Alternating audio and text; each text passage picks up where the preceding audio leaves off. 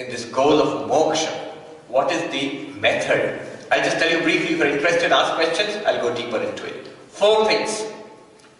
Like Seligman said, pleasure, engagement and meaning. If you ask the ancient Indian positive psychologist, 2,500, 3,000 years ago, how do we become happy? I'll tell you 4 things. 1, at the level of work, what we do in life, at home or in the office. Our idea is, if I do it for myself, I'll be happy. But they tell us, the Vedanta tells us, do it for others, you will be happy. 1, unselfish work is actually, it gives you more happiness than selfish work. Swami Vivekananda says, in the long run, unselfishness is more pain, but it takes maturity to understand this. Number 1. So, unselfishness rather than selfishness. 2nd, I don't know how you will take this, but it's a temple, so I'll tell you. Love the world, you will be unhappy. Love God, you will be happy. You can see a few more senior people nodding their heads.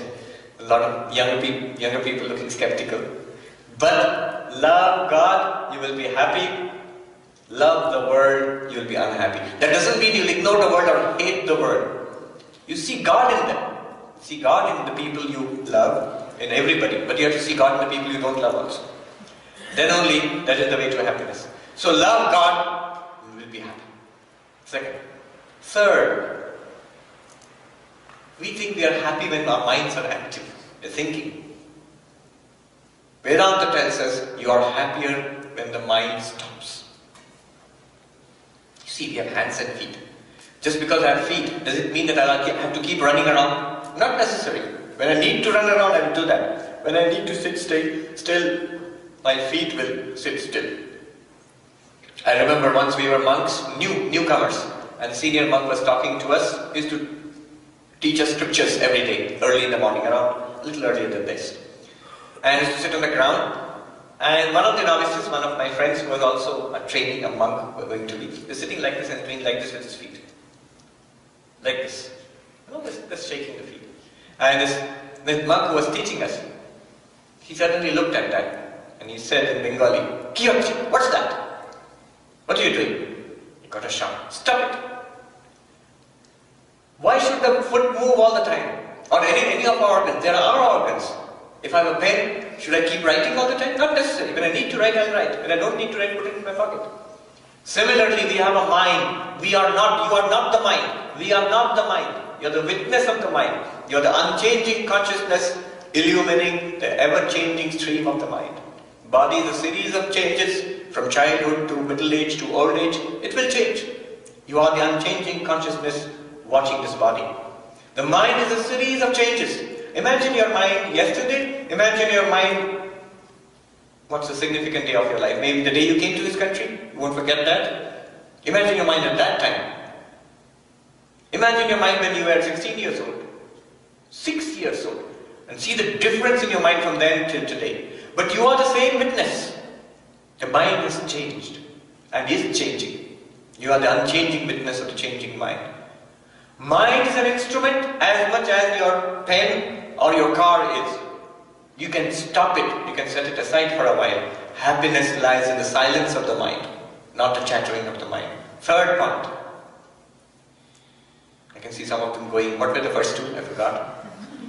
That is the result, direct result of the chattering of the mind. Attention deficit disorder, ADD or something.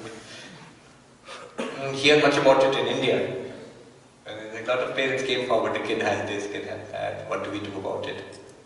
I don't know why it's happening, it's very worrying. I don't know if it's something to do with modern media or the internet or something, that something is going on.